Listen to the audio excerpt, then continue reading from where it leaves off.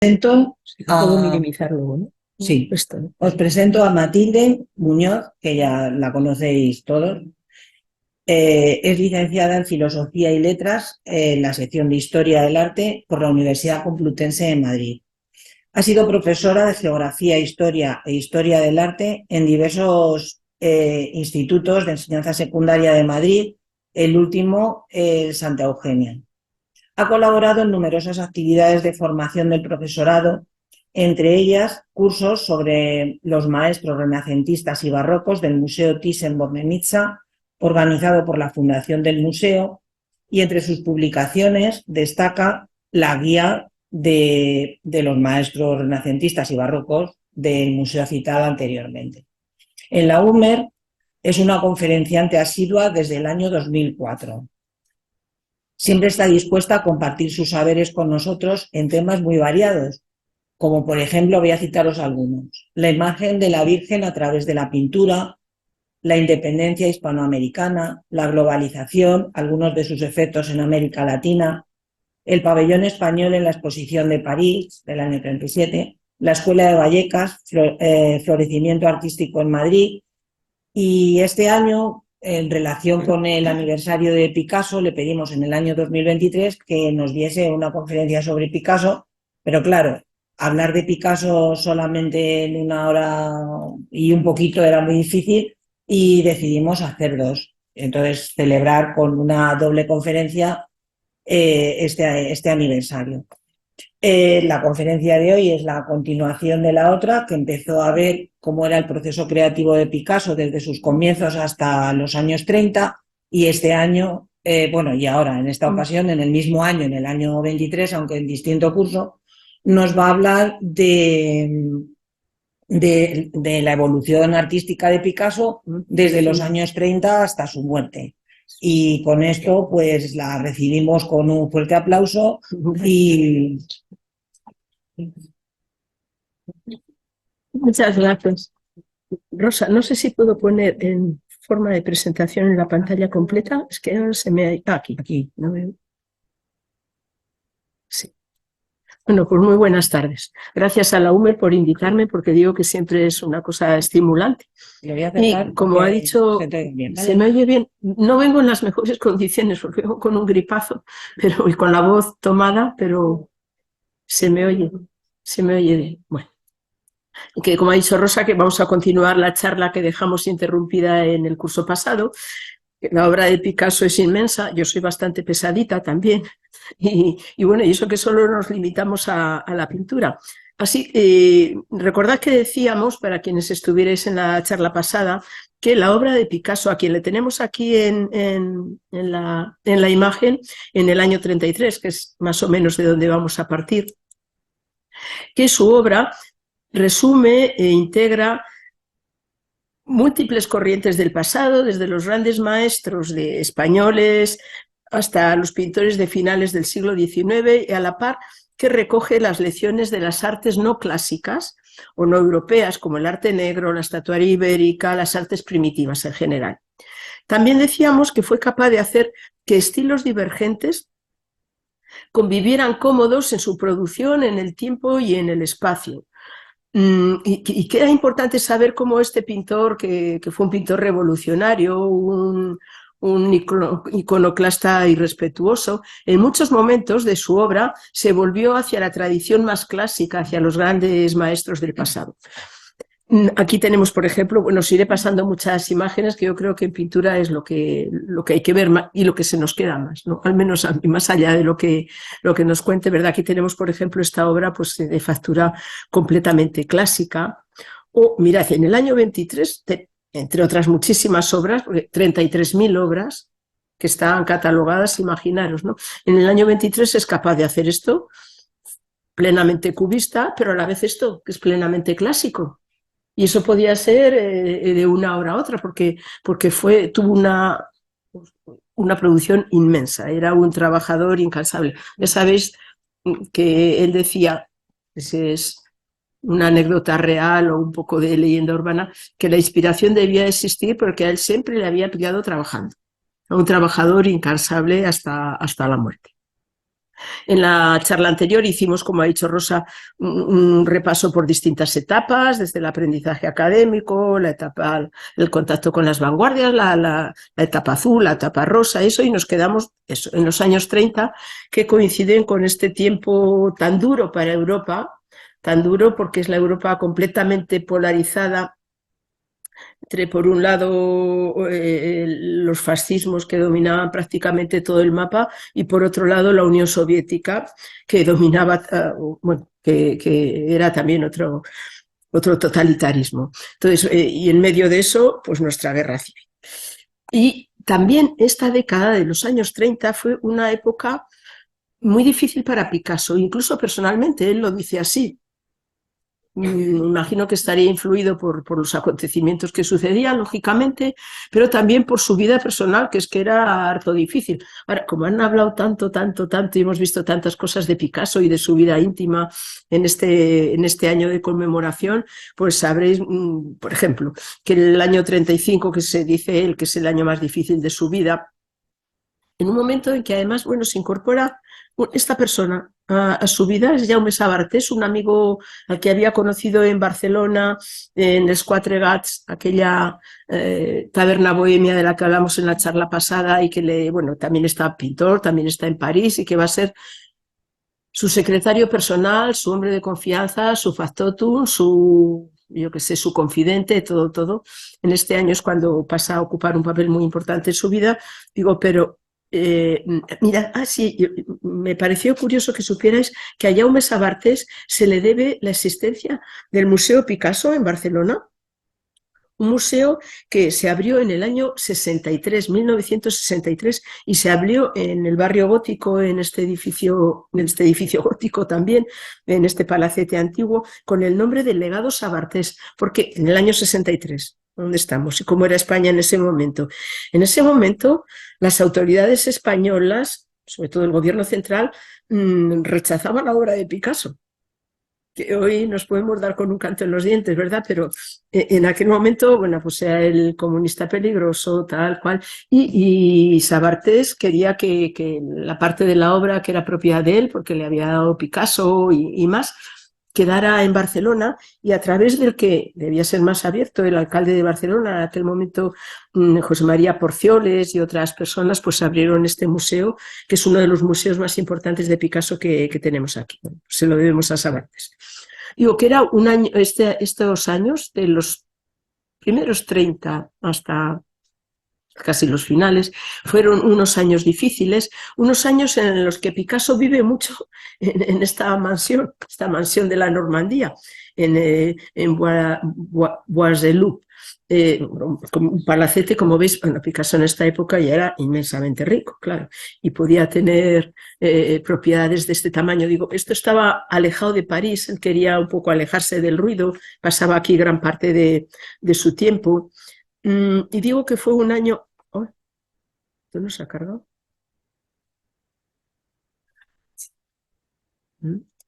Os decía que el año, perdonad,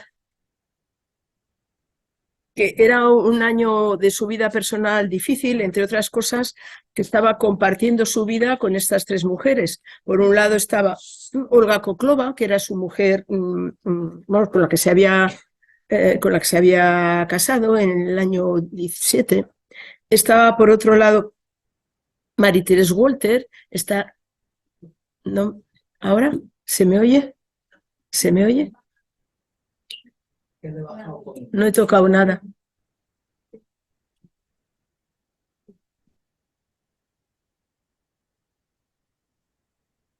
Sí, ¿ahora se me oye mejor? Bueno, os decía que en su vida personal, en un momento de mucha confusión, porque estaba con estas tres mujeres, con Olga Koklova, que ya no vivía con ella, pero bueno, era su mujer legal, y que no le daba el divorcio, que no llegaban a un acuerdo de divorcio, en una palabra. Marie-Thérèse Walter, a la que había conocido cuando ella era una niña de 17 años y él tenía 50 más o menos. Y en el año 35, Olga Koklova, que era una fotógrafa, fue una fotógrafa muy importante. En el año 35 había nacido de Marie-Thérèse Walter su segunda hija, su hija Maya. Sí, es que sí. Un poquito Ay, vale, sigo, porque si no a lo mejor se nos va y entonces peor el remedio que la enfermedad. Su hija Maya era su segunda hija, porque con Olga, os recuerdo, tuvo a su primer hijo, Paulo, como él. Él, como siempre hace, las retrata incansablemente. Aquí tenemos con rasgos muy clásicos a Olga Koklova, a Marie-Thérèse Walter, a Dora Maar.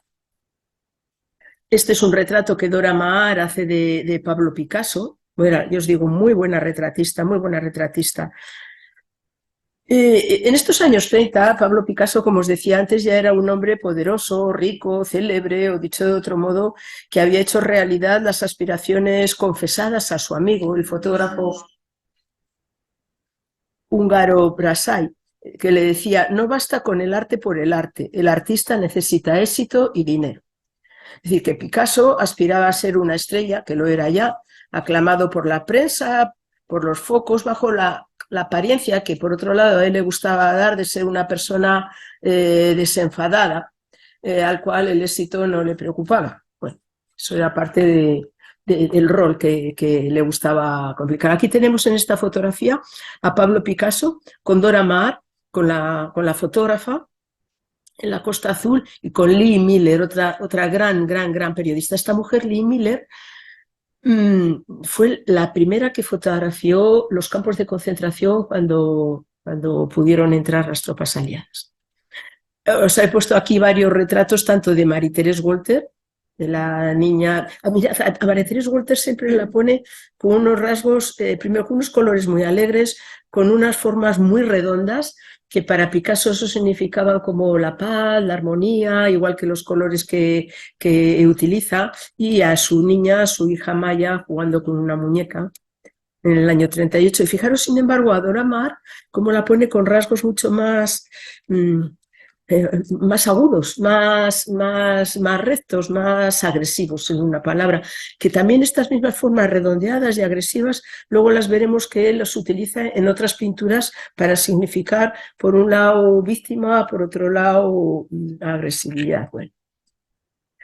Entonces es un momento así de muchísima complicación, y es en el año 37 cuando va a hacer la obra más conocida por todos nosotros de él, que es el Guernica. Recuerdo que en el año 37 es cuando se va a celebrar en París una exposición internacional.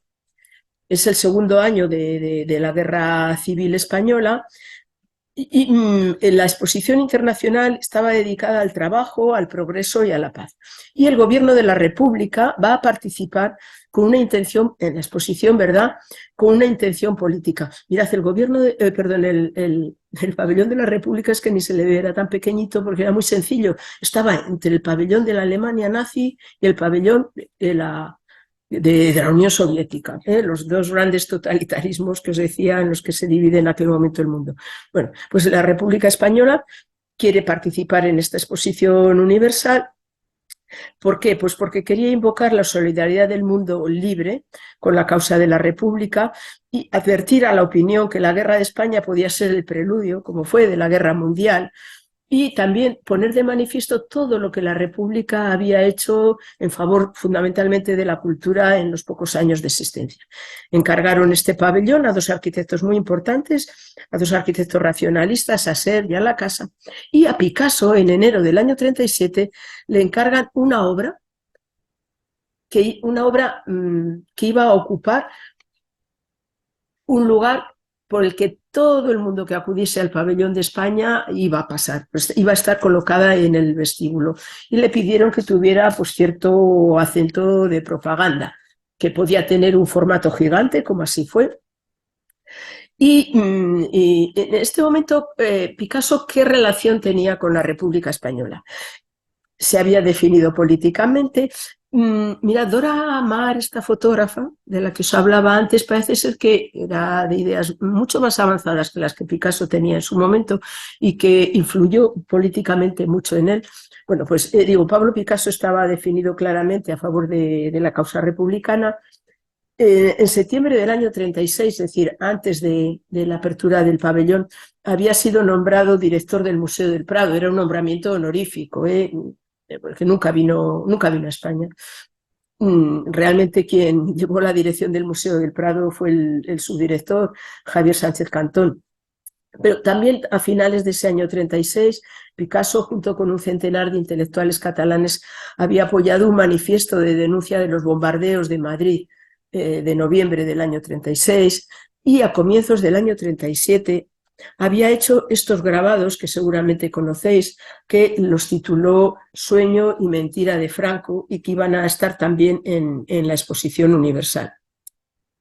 Estas son las dos planchas de grabados, unos grabados muy, muy caricaturescos y, bueno, más el primero que el segundo. El segundo, pues como veis, es de tragedia, de horror, que preludia ya algunas de las figuras que van a aparecer en el Guernica. También para la exposición él donó estas dos obras, una de ellas, la de la derecha, la de la mujer oferente, está en este momento en el Museo Reina Sofía.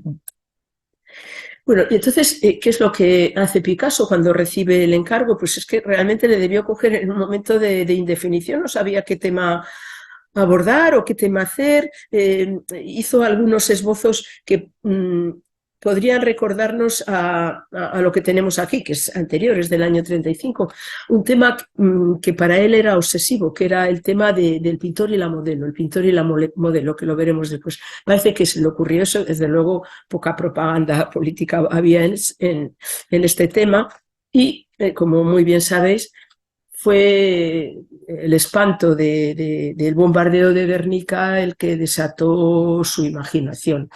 Porque recordáis, el 27 de abril del año 37 fue cuando la Legión Cóndor, en vuelo rasante, pasa sobre la ciudad de Guernica, que no era ningún objetivo militar. Bueno, hoy con lo que estamos viendo ya nada nos extraña, ¿verdad? Pero y causó pues destrucción, muerte, todo.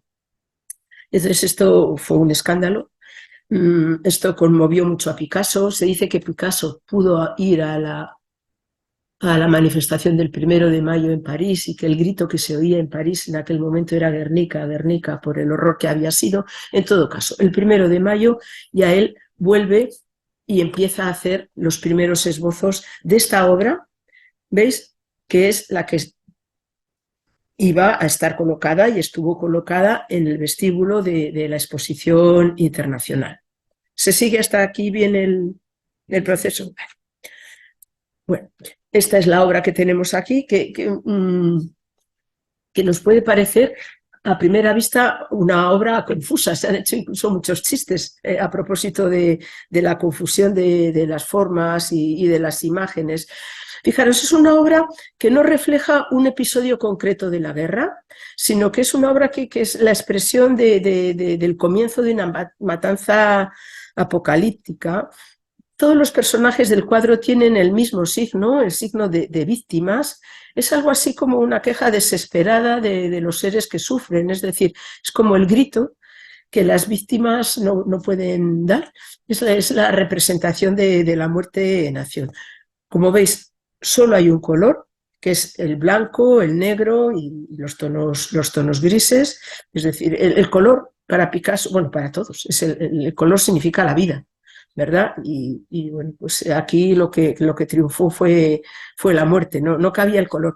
Bien se sabe que él hizo algún esbozo, y luego os enseñaré, de hacer alguna parte del cuadro con color, pero él mismo lo rechazó. Incluso, bueno, pues Araquistáin, que era el embajador en aquel momento de la República Española en París, y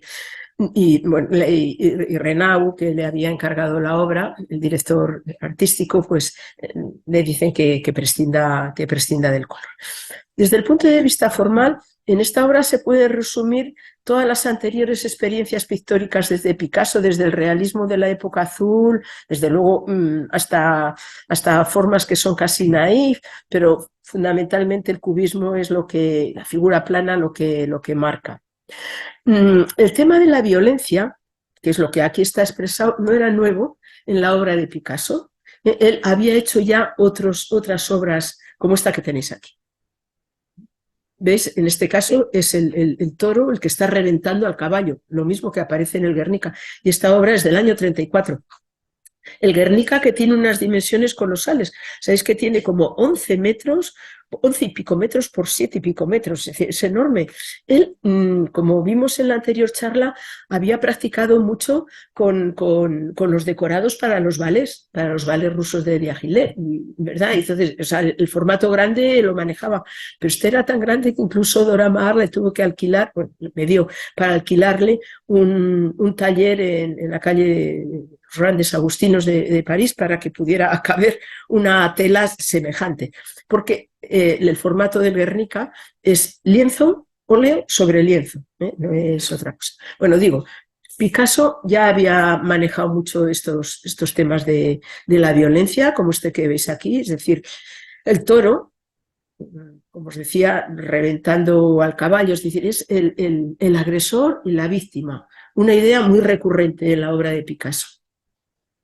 O en este telón para ballet, también el despojo del Minotauro, él va a representar muchas veces la fuerza bruta en la imagen del Minotauro, y en otras alegorías en las que recurre a imágenes clásicas, a imágenes mitológicas, va a expresar estas ideas del bien, del mal, de la violencia, de las víctimas.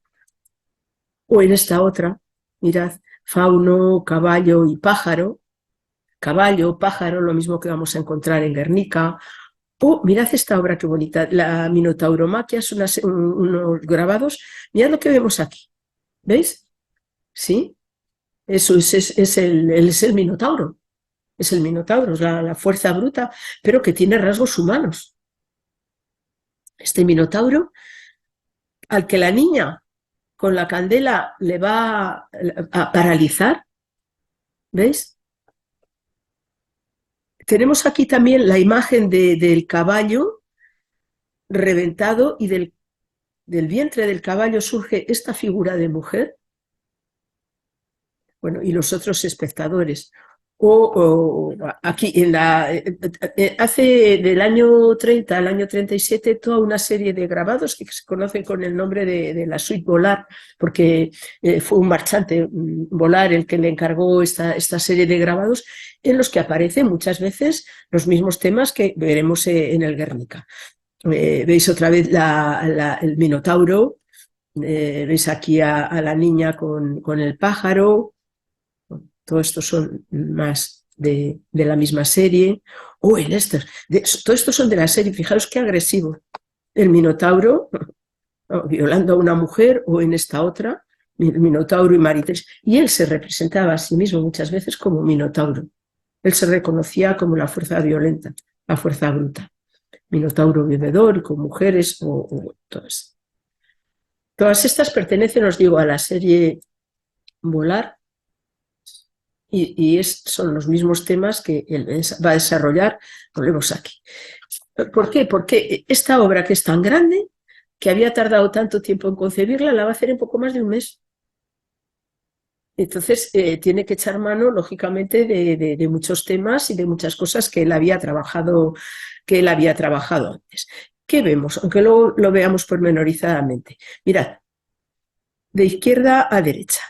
Vemos aquí la figura de un minotauro realmente, porque es un cuerpo de toro, pero con una cabeza medio humana, lo mismo que veíamos antes. Y si vemos todos los personajes que aparecen en la obra, quizás sea el único que no está sufriendo, que él está contemplando. Podía ser la imagen esta de la fuerza bruta, de la agresividad, o sobre el Guernica se ha escrito tanto, él no dijo nada, ¿verdad? Pero podía ser también como la autorrepresentación de Picasso, igual que se había representado, como os decía, en otros grabados.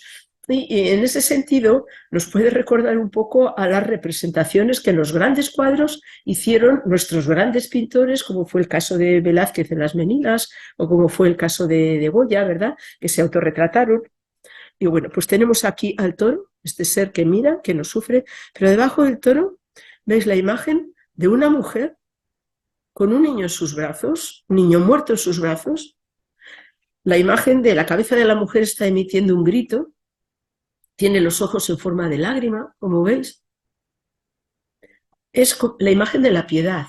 Es decir, Picasso recurre a esta idea clásica encarnada en la figura de María y de Jesús, es decir, de la Virgen y Jesús, de la madre que ha perdido al hijo, que era una figura muy conocida para todo el mundo y que era una figura, pues lógicamente, muy conmovedora, la imagen del máximo dolor. Mirad, tenemos aquí en el centro al caballo reventado. ¿Veis que tiene esta grieta en su costado, que tiene clavada una lanza que le sale por el vientre? Es decir, aparecería aquí como la víctima.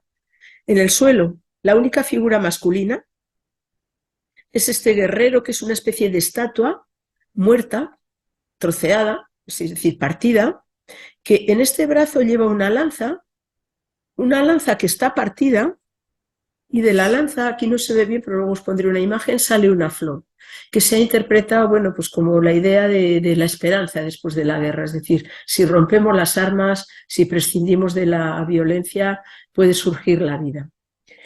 En este 3 grupos de mujeres tenemos a esta mujer que con la luz está iluminando la escena. Fijaros este triángulo lumínico al que le da luz el quinqué, y a la vez también este sol bombilla, que es la misma, nos puede recordar a la imagen esa que hemos visto antes en los grabados de la niña que con la luz está paralizando la violencia, estaba paralizando el Minotauro, lo que acabamos de ver, ¿verdad? Esta otra mujer deformada que está escapando de la destrucción, que corre, y una tercera que tiene la forma del orante, es decir, que levanta los brazos. También otra imagen muy clásica desde Sumer, ¿verdad? Desde toda la tradición artística del Mediterráneo, que levanta sus brazos en súplica, y que también, como es el caso de la madre, tiene los ojos en forma de lágrima. En estas fotografías podemos ver unas de las 30 y muchas fotografías que existen de la evolución de la obra. Dora Maar, esta fotógrafa de la que os he hablado antes, hizo todo un reportaje de la evolución del Guernica. Aquí tenemos a Picasso en unas de ellas, esta otra también. Y además, para el Guernica, Picasso no solo hizo la tela, sino que para cada parte de la tela previamente hizo un montón de bocetos que hoy están en el Reina Sofía. No siempre están todos expuestos porque son muchos, ¿verdad? Pero podemos ver desde bocetitos pequeños. Mirad, este lleva la fecha, y además están datados, la fecha del 2 de mayo. Como os decía, enseguida empezó a hacer la pintura, que en este caso lo que vemos es la cabeza del caballo, o aquí vemos los bocetos que hace para las figuras del toro y del caballo, más del caballo, de la mujer, de la madre con el niño. Estos son los bocetos que os decía, en los que pensó en algún momento poner algo de color, pero que, bueno, pues luego le pareció que no, os dije que no era pertinente. El del caballo de abajo, del 1 de mayo del año 37. Esta es una de las fases de la obra, que es algo diferente de lo que luego vemos. Por ejemplo, mirad aquí el toro está colocado en otra posición y tiene la cabeza vuelta de otra manera. Esa especie de bombilla que hay al final, pues no era tal bombilla. Aquí exactamente igual. Es decir, que él en sus bocetos va cambiando también. Y viendo por partes, esto es simplemente para hacer un repaso de lo que os acabo de decir, ¿verdad? La idea esta de la madre con el hijo asesinado, la idea esta de la piedad, que aquí lo podemos ver claramente. Mirad los ojos en forma de lágrima, la lengua como espada, que también es otro de los símbolos de dolor que va a trabajar mucho Pablo Picasso, de dolor y de violencia. La herida que lleva la madre en la frente. Esta es la otra imagen de la mujer, esa que está como aprisionada en un cepo, con estos triángulos que pudieran ser llamas, que no puede escapar de la destrucción. Esta, la que saca... Mirad esta, que es la que va a iluminar la escena, que en el petril de la ventana aparecen como rasgos de la mujer, los pechos. Aquí se ve con más claridad. Y aquí otra vez el compendio. ¿Se entiende mejor la obra ahora? Sí. Hay en esta obra 3 animales, el toro, el caballo y aquí insinuada la silueta de un pájaro. ¿Lo veis? Un pájaro que está abriendo el pico, es decir, como que las está pillando, es decir, otra expresión de la muerte. Fijaros que es una escena que es de interior y de exterior a la vez. Quiero decir, esto en el cubismo ya vimos que era muy habitual jugar con espacios distintos, con tiempos distintos. Aquí vemos tejas de una casa, lo cual nos puede hablar de que esta escena sucede en el exterior, pero aquí vemos una mesa que puede ser en el interior. Esta mujer está atrapada en el interior también. Y vuelvo a repetiros, no es una escena concreta de la guerra.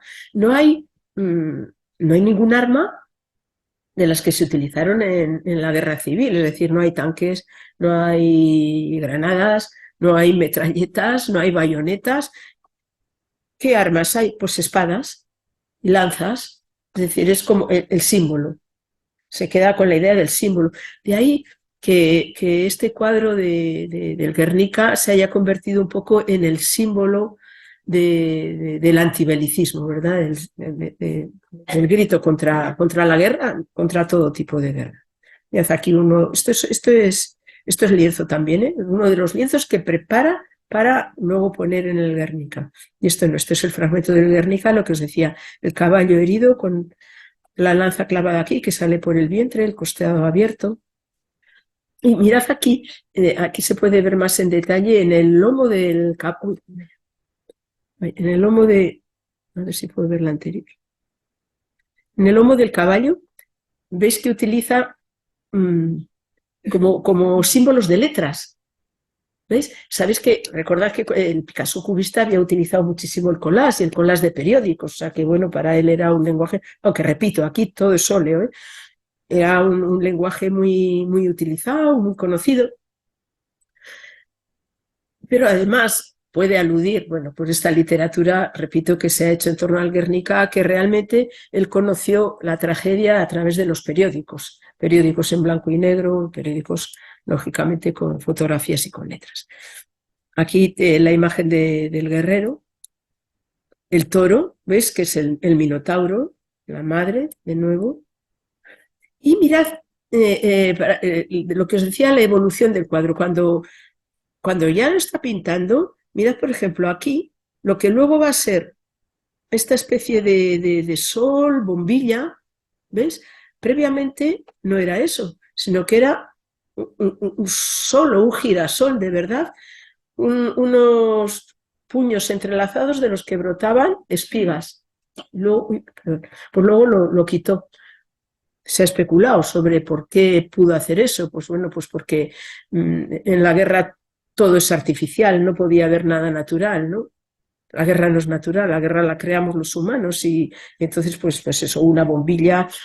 Bien, también había dicho, hay quien dijo que en esta exposición universal uno de los temas centrales de la exposición del progreso era la electricidad, entonces podía haber aludido a ella. Bueno, pues cualquiera de estas cosas. Mira, hay aquí una fotografía de la silueta del pájaro que apenas se ve, bueno, que se ve con más dificultad en el cuadro grande, del dibujo de ambos.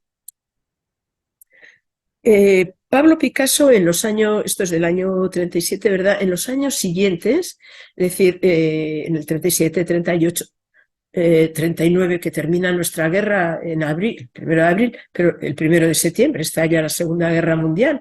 Él se queda durante todos estos años muy enganchado a la idea de la violencia y a la idea, repito, de las víctimas, a quien él personifica en la forma femenina, en la forma de mujer, como estas mujeres que tenemos aquí, son post-scripto, que es que llaman, es decir, obras que hace después del Guernica, que tiene relación, porque son esta mujer desgarrada por el dolor, que hace este gesto de morder el pañuelo, como muchas veces hacemos cuando nos duele algo mucho. Esta otra, a esta que se le salen los ojos de las órbitas, esta otra que le salen de los ojos una especie de balas. Hace muchas de estas mujeres que también las podemos ver en el Reina Sofía porque forman parte del legado del Guernica. Y hace también en estos años oscuros, en estos años de la de la continuación de nuestra guerra, que fue la Segunda Guerra Mundial, imágenes como esta que tenemos aquí, donde otra vez nos presenta la idea del agresor y la víctima. Aquí lo hace también con formas animales, pero en este caso es el gato y es el pájaro al que está despedazando. Antes era el toro y el caballo. Vuelvo a repetir, Picasso utiliza mucho estas dicotomías, el bien, el mal, el agresor, la víctima, lo femenino, lo masculino. Esto también vuelve otra vez al tema del bodegón, que él había desarrollado muchísimo en su época cubista, pero fijaros qué bodegones hacen, qué bodegones hace. Son obras un poco hasta repelentes, además de formato muy pequeño, porque bueno, las condiciones de la guerra, de la guerra que él vive en Francia, tampoco permitían otras muchas cosas. Al comienzo de la guerra, él, en el año 39, antes de que Francia fuera ocupada por los nazis, pues él se pasó una temporada en Rouen, bueno, pero luego en la ocupación él vuelve a París. En París estaba lógicamente muy vigilado, pero bueno, es que Picasso era una persona casi intocable. Ya sabes que se cuenta la anécdota de que sí, que recibe la visita de la Gestapo en su estudio y que le preguntan que si él es el autor del Guernica, y que él les contestó, no, los autores fueron ustedes.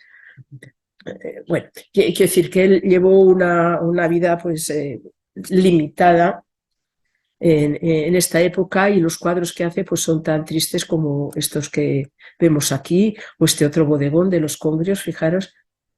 No, este todavía tiene un poquito más color, pero esta naturaleza muerta con pichón, pero el pichón muerto, claro, como todo. Y mirad, vuelvo a repetir, estas formas puntiagudas, estas formas triangulares, estas formas oblicuas, que para él significan la agresividad, la violencia. O esta otra de la Alborada, obras muy tristes, muy oscuras. O esta otra del Osario, el año 44, 45. El año 45 también está vista de un paisaje de Notre Dame, con paisajes de la época. O que este también está en el Reina Sofía, es del año ya 47, ya terminada la guerra. Es un cuadro que él hace, y que lo llama así, Monumento a los españoles muertos por Francia. Recordamos bien, ¿no?, cómo parte del exilio español en Francia, sobre todo aquellos españoles que habían formado parte del ejército republicano, pasan a la resistencia contra los nazis, y que es un tanque comandado por españoles el primero que entra, al parecer, en la liberación de París. Y bueno, y que muchos españoles efectivamente dieron su vida por la liberación de Francia de los nazis. Y Pablo Picasso pues hace este cuadro. Fijaros qué cuadro. Es como el monumento al soldado desconocido. ¿Veis una estatua que podría ser la del soldado desconocido, que está tocado con el gorro frigio, la representación de la República Francesa? Sabéis que el gorro frigio, los revolucionarios franceses, en la época de la Revolución, lo toman del mundo romano. Era el gorro que ponían a los libertos, a los esclavos a los que se les concedía la libertad. Tiene una trompeta que también aparece en muchos monumentos funerarios, aparte de que Pablo Picasso era muy aficionado a la trompeta. Están los colores de la bandera de Francia, rojo, azul y blanco. Hay una lápida, como en todos los monumentos funerarios, donde dice en francés pues, a los españoles muertos por Francia. Está estas tibias cruzadas, que también aparecen en muchos cuadros de vanitas españoles del siglo XVII, fundamentalmente estos cuadros del fin de la vida, ¿verdad? Estas tibias con la calavera, y luego pues los jarrones con las flores a un lado y a otro. También hace estas, no sé si recordáis que os decía que Pablo Picasso decía que él nunca fue pintor abstracto, que la naturaleza era tan fuerte que se le imponía, que nunca llegó a la abstracción, que siempre partía de una idea. Y se dice que esto es de las cosas más abstractas que pudo hacer Pablo Picasso, que son casi como pictogramas, ideogramas, son ilustraciones que él realizó para este libro de su amigo, del francés Pierre Verdi, El canto de los muertos. Y son ilustraciones de un libro, ¿verdad? Pero que él hizo las planchas para ilustrarlo, y como digo, son imágenes completamente abstractas y que recuerdan mucho también a ideogramas orientales. Recordad que, bueno, pero en el año 43, en el París ocupado, Pablo Picasso había conocido a esta mujer, 27 años, y él tenía 61. Esta mujer era una pintora, Françoise Gillot, con la que se traslada prácticamente ya a vivir. Bueno, él sigue manteniendo las casas, ¿verdad? La del norte, la de Normandía, que se la había dejado a su mujer Olga y a su hijo Paulo, y que sigue siendo propiedad de su hijo Paulo. Tiene un museo, bueno, de su hijo no, del nieto. Tiene allí un museo, las casas que podía tener en París, pero se traslada a vivir prácticamente ya al Mediterráneo, a la Costa Azul, con Françoise Gillot, con esta joven pintora con la que va a convivir de aquella manera, ¿verdad?, durante 10 años, y que es la única mujer que abandonó a Pablo Picasso. Las demás fueron abandonadas, pero esta le abandonó en el año 53. Y bueno, allí os pongo algunas, con ella va a vivir fundamentalmente, pero no solo en esta casa la había comprado antes para Dora Maar y se la va a dejar a Dora Maar, a la pintora. Él fue generoso con las mujeres. A todas las... No, vamos, que esta casa se la dejó a Dora Maar, pero también aquí convivió con Françoise Gillot. Y con Françoise Gillot vivió sobre todo aquí, en Vallauris. Vallauris, bueno, él va a vivir en la costa. Cuando oímos hablar Pablo Picasso en el Mediterráneo, en la Costa Azul, siempre en el mismo sitio, no. Tuvo de tener, de comprar, ¿verdad? Varias casas, que os voy a poner ahora unas cuantas para que os hagamos idea. Aquí es donde más tiempo va a convivir con Françoise Gillot, en este pueblo de Vallauris, que era un pueblo fundamentalmente conocido por la cerámica, una cerámica importante. Tenía esta casa relativamente pequeña. En Vallauris, esto como anécdota, tenía también una barbería Eugenio Arias. Eugenio Arias fue el barbero, peluquero de Pablo Picasso, como veis en la imagen, que sabéis que era natural, era un exiliado español, natural de Buitrago, y que él ha legado a Buitrago este pequeño museíto que está en la casa del ayuntamiento, que os pongo aquí la fotografía. Sí. Bueno, pero además no solo os hago un pequeño repaso por algunas de las casas de Pablo Picasso en la Costa Azul. En Cannes tenía esta mansión, la Californie, esta mansión donde también pasaba temporadas, y también en esta zona compró en el año 58, y allí vivió un poquito de tiempo, este castillo en Vaubernas, que es donde está enterrado. Aquí está tanto enterrado él como su última mujer, Jacqueline Roque. Era un castillo medieval, rehabilitado, lógica. Pero donde él murió fue en esta casa, en Notre-Dame-de-Vie. También en la Costa Azul, en Muguén, otro de los pueblecitos, pero él no está enterrado ahí. ¿Por qué no está enterrado aquí? Os lo adelanto, porque el alcalde del pueblo no permitió que en el en el cementerio municipal estuviera un comunista. ¿Por qué? Porque Pablo Picasso, no os he comentado, en el año 1944, es decir, todavía en plena Guerra Mundial, se afilió al Partido Comunista Francés. Bueno, aquí tenemos a Picasso aquí tenemos a Picasso con los hijos de Françoise Gillot, con esta joven con la que se traslada a la Costa Azul, que os enseñaba antes. Sus hijos son el mayor, Claudio y Paloma, que es la más conocida, ¿verdad? Que nos suena de... O aquí dices, claro, ese es un abuelo con los niños, ¿no? La madre era muy joven, pero él con su hijo. Dibujos de los hijos como de los otros a montones. Aquí tenemos a Fran Giló con uno de sus niños y a otra pues aquí François Giló y otros pues el niño, la niña, Paloma en azul, Paloma con una naranja, en fin, muchísima François con Claude y Paloma.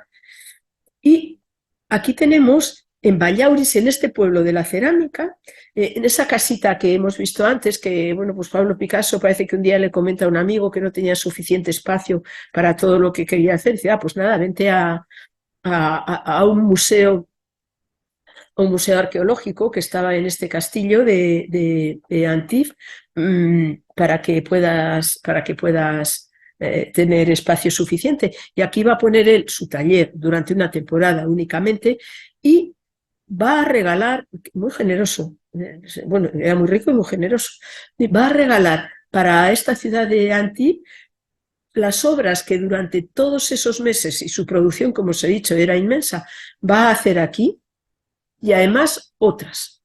Y bueno, otras que ellos han ido comprando, y por tanto tenemos aquí uno de los museos de Pablo Picasso en Francia, y de los museos. Y para ese palacio que acabamos de ver, hace este friso que es tan bonito, es el Palacio Grimaldi, que es la alegría de vivir. Fijaros qué diferente, si recordamos, qué diferencia con el Guernica, ¿verdad? Es decir, es lo que os digo aquí, es el color, es la danza, es la explosión de la vida, son las formas curvas, son las formas femeninas, a diferencia de lo que podíamos ver en la obra en el Guernica. En el año 49, muy bien, voy retrasada. En el año, un poco rápido. Un cuarto de hora. Sí. Sí, porque en el año 49 le piden a Pablo Picasso, se va a celebrar en París la Conferencia de la Paz y le piden uno de sus obras, de sus grabados para cartel, y él regala esta obra que la había hecho en enero de ese año, que es la famosa Paloma de la Paz, que la habremos visto también muchas veces reproducida. En el año 51 vuelve otra vez, le tenemos ya asentado básicamente en la Costa Azul, pero sigue manteniendo, como os digo, las casas de París, entonces va, viene. En el año 51 hace esta obra que en cuanto a los colores nos puede recordar al Guernica, y en cuanto a la composición, a las formas, no sé si os recuerda alguna obra nuestra, sí, a los fusilamientos de Goya, ¿verdad? Sí. O el fusilamiento de Maximiliano, que hace también de Manet, ¿verdad? Es decir, sí, es la guerra de Corea. En el año 51 estalla la guerra de Corea. Ya os digo, Picasso, marcadamente antibelicista, hace este cuadro grande también. Y fijaros, ¿a quién pone de nuevo como víctimas? Mujeres y niños. ¿Y a quién pone como agresores? Formas masculinas. Pero también es un poco como hizo Goya. Es como, no les caracteriza, no son retratos, son una especie de máscaras, son máquinas de matar. Es la violencia encarnada en esta tecnología de guerra, ¿verdad? Bueno, os pongo aquí una imagen de Pablo Picasso en Vallauris, y aquí hace esta obra, que es para una capilla, donde por un lado representa la paz y por otro lado representa la guerra. Fijaros, repito la misma idea, ¿veis? La paz, los colores, ahora vamos a ver, y la guerra, pues esto, evidentemente la guerra, es la capillita de Vallauris. Y de nuevo, como os indico aquí, la idea del enfrentamiento del bien y el mal, la guerra, la paz, ¿no? De nuevo, formas masculinas por todos los lados. Y en este caso, de la paz, formas femeninas. Tampoco aquí tiene demasiado color, sobre todo en esta parte de la izquierda, ¿verdad? Pero... Y hace también, estamos ya, fijaros, Pablo Picasso en esta época ya tiene 71 años, ¿eh? O sea, ya es mayorcito, pero sigue pintando, pintando. Murió a los 92. En aquella época era todavía más de los 92 actuales, ¿verdad? Y le digo, sigue pintando mucho, pero ya veremos cómo, bueno, ahí se puede opinar sobre si nos gusta más, menos, o que hace muchos paisajes, como estos que vemos aquí, paisajes del Mediterráneo.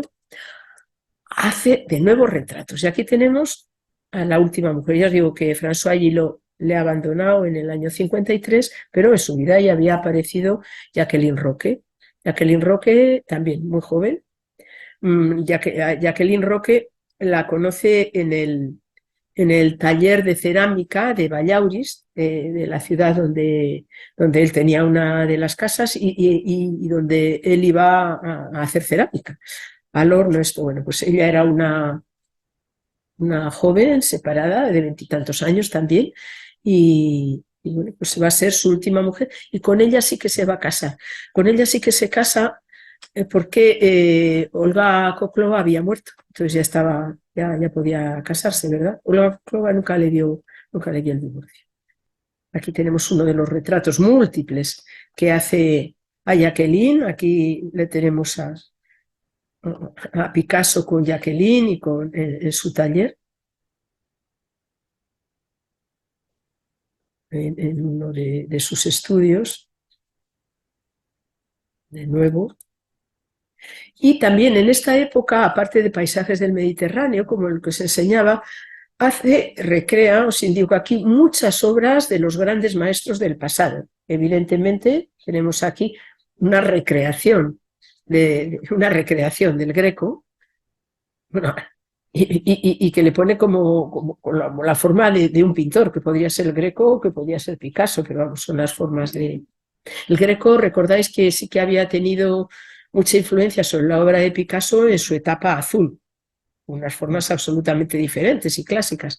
También hace muchas recreaciones de la obra de Delacroix. Os indico aquí tenéis a Delacroix, el de verdad, y aquí una de las interpretaciones que hace Picasso de Delacroix, de las mujeres de Argel.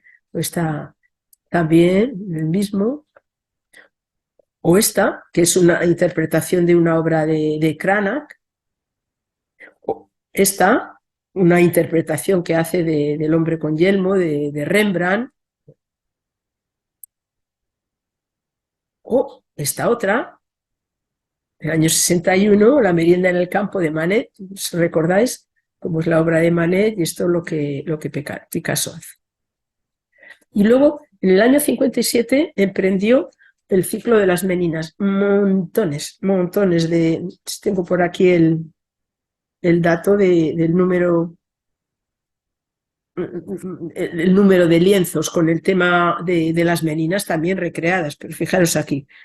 Aquí, Velázquez, desmesurado, las lámparas que aparecen pequeñitas, bueno, los ganchos para las lámparas en el cuadro de Velázquez, así, aquí son como ganchos de colgar animales muertos. Aquí tenemos a la infantita, Margarita, las meninas, el pertusato, el perro, como le veis. Aquí el ayo y la haya. Los reyes, aquí pone solo al rey. Se conocen las meninas que están el rey y la reina que pasaban por allí mientras Picasso pintaba. O estos son también otras de las muchas interpretaciones que de las meninas hay. Y esta también. Y otro de los ciclos que hace, 50 lienzos, imaginaros, con el tema que le había obsesionado toda la vida, que os comenté antes, del pintor y la modelo. Esto hasta 50 lienzos. Como este que tenemos aquí, o en este caso el pintor y la modelo, él dice que son Rembrandt y Saskia, el año 63, 10 años antes de morir. Aquí otro o hasta 50. Otro de los temas recurrentes en esta época, que tampoco es nuevo para él, es el tema de la tauromaquia. Él sabéis que era muy aficionado, pero muchísimo a los toros. En el sur de Francia es el único lugar donde están permitidas las corridas de toros, y él iba a Arles cada vez que podía, cada vez que había corrida de toros, él iba. Y bueno, digo, pues el tema de la tauromaquia viene en óleos, o bien en grabados, o bien en dibujos, lo repite mucho en esta época. Mira, os pongo esta fotografía donde tenemos en el centro Picasso, a la derecha de Picasso su hijo mayor, el hijo de Olga Koklova, Pablo, y este es su secretario, Sabartés. Ay, perdón, Sabartés, el secretario que os decía antes, el que fue su mano derecha desde el año 35 en adelante. El que fundó el Museo de Picasso en Barcelona, que os decía, ¿verdad? Es de Sabartés. Bueno, aquí el pintor con Paulo y el torero, Luis Miguel Dominguín, que sabéis que eran muy amigos. Dominguín es el del centro, este de aquí. Picasso, como lo veis, y el hijo. En la mansión esa de Cannes que veíamos antes. Esto como curiosidad. Bueno, son curiosidades, pero estas...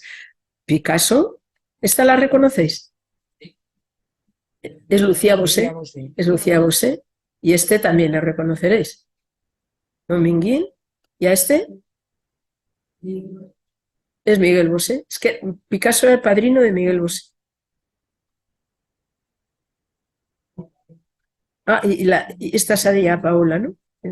Y esta pequeñita, pues otro de los hijos de ellos, no sé. Bueno, y otra serie. 503 obras. 503 obras del año 68 al 71 son grabados a los que llama la serie erótica. Bueno, os pongo algunos de estos. Esto, El beso, y muchas más del tipo de las anteriores. Esta es una de las últimas fotografías de Pablo Picasso. Parece que esto es del año 71. Repito, él muere en el 73, ¿verdad? En abril del 73. Y en mayo del 73, o sea, ya recién muerto, él muere el 8 de abril del 73, pero en mayo del 73 se abrió en el Palacio de los Papas de Aviñón, también está en la zona de la Provenza, cerca de donde él vivía, una muestra póstuma ya, por supuesto, con las últimas obras de Pablo Picasso. Y os leo algunas de las frases que los críticos hicieron, que tienen que ver con estas últimas obras que hemos visto, ¿no? Decía el historiador Douglas Cooper, dice: son grabados incoherentes, hechos por un hombre frenético en la antesala de la muerte. Otro crítico de Times, Robert Hughes, que viaja para reseñar, dice: aquella exposición será un éxito, son los últimos Picassos, pero también son los peores. Uno llega para homenajearlo y sale avergonzado. Pero sin embargo, otro, Michel Colin Lacoste, escribe en Le Monde: Picasso siempre cultivó al actor que llevaba dentro. Sin embargo, las candilejas de su última actuación en Aviñón lo muestran mejor que nunca. ¿Veis? Para gusto los colores, creo que es. Sí. O sea, está servida a la polémica, que es lo que él había hecho toda su vida, ¿eh? Como Dalí, ¿verdad? Un provocador. Y dejó a la crítica enfrentada. Bueno, como os dije, mirad, esta es uno de los últimos. Sabéis que vimos en la primera parte de la obra de Picasso, en la charla anterior, muchos autorretratos de él desde jovencito. Este es el último autorretrato que él hace de sí mismo, es del año 72. Veis que es casi como una máscara mortuoria realmente. Este es un retrato de él. Ahora, él, fijaros, la mirada de Picasso, ¿verdad? Cómo la conservó siempre hasta el final. Hasta el final.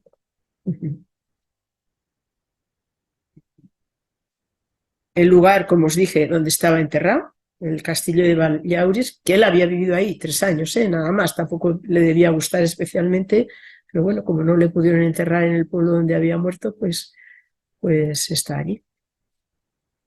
Y aquí nada, para terminar, era, como os digo, debía ser muy simpático, muy payaso, muy provocador, muy amigo de sus amigos. Aquí le tenemos haciendo pues alguna payasada. Mirad aquí, ¿veis? Que se pone en la mano que son barras de pan, son baguettes. O aquí vestido de payaso. Bueno, esto no está haciendo de payaso. Aquí está. Está Picasso, está Jacqueline y esta es Christine Ruiz Picasso, esta es la nuera y este es el nieto. Este nieto es el que es el que ha puesto, para que nos entendamos, el museo en Málaga. El hijo mayor, pues que además Pablo Picasso tiene, las personas que vivieron con él, algunas tuvieron un final muy malo, porque el hijo se suicidó, el mayor, el hijo se suicidó. Jacqueline Roque, la viuda, la última mujer, en el año 88 se suicidó. Pero es que Marie-Thérèse Walter también se suicidó. A que, bueno, siempre ha habido. Ya esta es una fotógrafa, esta es muy bonita, vestido de español. Él siempre fue español, ¿eh? Sí, vamos, que no, siempre tuvo esta nacionalidad, como pues dije, aquí, muy español, con la guitarra, tocaba la trompeta, tocaba la guitarra, fumaba muchísimo. Aquí le vemos fumando. Dice su hija Maya o Paloma, una de las dos, que era, vamos, que un fumador empedernido. Así es Paloma la que lo dice. Dice que fumaba mucho, mucho, mucho, que estaba en el estudio fumando, que ella, que era una niña muy callada, que no le molestaba, iba a verle cómo trabajaba en el estudio, y entonces que con las cajetillas de tabaco él las rompía y le hacía a ella animalitos para que ella las pintase y estuviera junto al padre. Bueno, pues esto es todo. Pues muchas gracias. No me he pasado, ¿verdad? No, has estado bien. Bueno, siempre decir lo mismo, no es las preguntas. A ver, ¿queréis decirle algo a Matilde? Elvira. Los grandes maestros de la antigüedad, en sus talleres de clase, gente les ayudaba a pintar. Picasso no se le conoce a nadie que trabajara. No, pero eso era, como muy bien has dicho, los grandes maestros de la antigüedad. Vamos, ni Picasso, ni Cézanne, ni Matisse, ni Van Gogh. Es que era... Sí. Fijaros, cuando era tan joven, recordáis, me parece que os comentaba que, bueno, pues ahora era más que millonario. De joven le devoraba el ansia creativa y para poder pintar tiene cuadros pintados lienzos pintados por un lado y pintados por otro. Y lienzos repintados. Pero vamos, que yo no sé, a lo mejor algún encargo, estoy pensando, de pinturas, no en el caso de Picasso, pero de grandes muralistas, así que pudieran tener ayudantes. Pero bueno, fijaros que Goya no tuvo ayudantes en San Antonio de la Florida, O sea que no. En cuanto a tu vida, Espera, es que Mira, Rosa.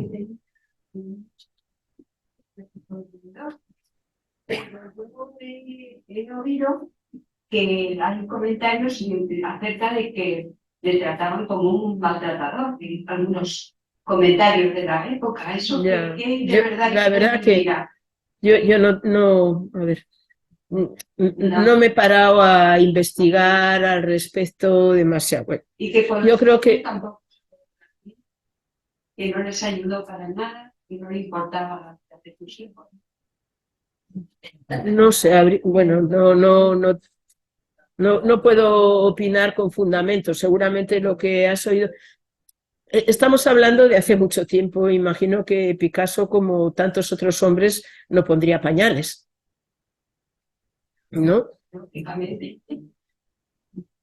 Y respecto de las mujeres, pues sí, sí es verdad. O sea, sobre todo escribió esta Françoise Gillot, la pintora que le abandonó, hizo un libro que publicó. Ella se marchó a Nueva York porque cuando abandonó a Picasso en Europa se la hizo el vacío, eso es verdad. Entonces ella se fue a Nueva York, allí publicó un libro y bueno, también sí, ella es la que más habló al respecto de estas cosas, del descuido, del abandono. Sí, pero es que también he oído puede ser. Que era un poco misógino, a pesar de que no podía estar sin las mujeres, pero era un poco... Sí, sí, es lo que hemos leído, pero vamos, no tengo yo, no puedo hablar con fundamento de eso. Mira, Rosa. Rosa. Fidel. Que yo creo, vamos, que en el caso de Picasso, como de otros, nos vamos a quedar con su obra, ¿verdad? Que es lo que importa, porque...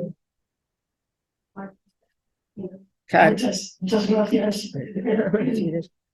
Como siempre, por tu claridad de la exposición. Bueno, es inabarcable Picasso, pero yo creo que nos ha dado una visión bastante certera.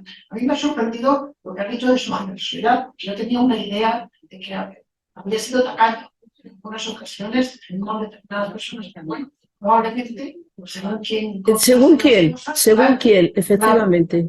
Luego me ha contado que en la exposición que hay en el Museo del Prado, la de reversos, al final de todo hay como 3 tablas de Guernica, la parte de atrás del soporte de las telas de Guernica, que en su caso, por lo menos eso dice. No la he visto, no la he visto. ¿Será? Me pareció una curiosidad, sí. Nada más, pero me he acordado de ella. Sí. Que muchas gracias. Pues es que depende, respecto de lo de la tacañería, hay un libro sobre Picasso que escribió una española exiliada, Mercedes Guillén, que era muy amiga de Picasso, entonces lo desmiente totalmente. Yo creo que el ser humano somos como somos, ¿no? Y tenemos partes positivas, partes negativas, con unos nos portamos mejor que con otros, imagino que pues, Picasso, pero que a las mujeres las dejo bien.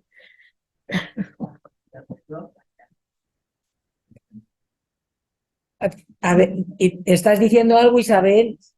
¿Dices algo?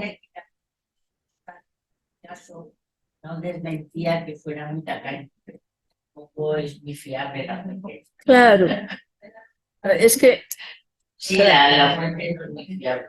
La mujer de Picasso hubo una cuestión personal con el divorcio y cuestión económica, pero sí, que no es exactamente lo que tiene que ver. Las pruebas la han dicho mismo, que jamás ha hecho concederle el divorcio. No, porque no llegaron a un acuerdo de bienes. Bueno, pero el hijo tenía recuperó la relación con el padre, y estas fotografías que vemos aquí, el hijo ya era bien mayor, ¿eh? Cuando está en la Costa Azul con él, sí. El hijo estaba ya casado, tenía su propio hijo. Bueno, si os parece, cerramos la sesión con un fuerte aplauso que me lo ha merecido, ¿eh? No te lo hemos traído, ¿eh?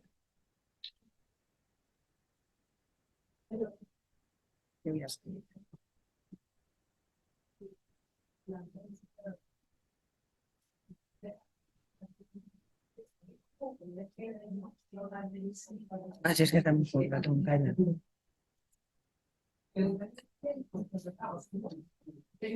Ahora no veo dónde está la... lo de... ¿Es compartir pantalla? Sí, Ahí lo cierras.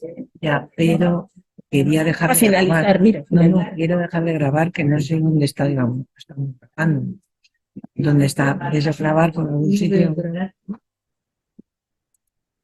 Si da finalizar, se dejará.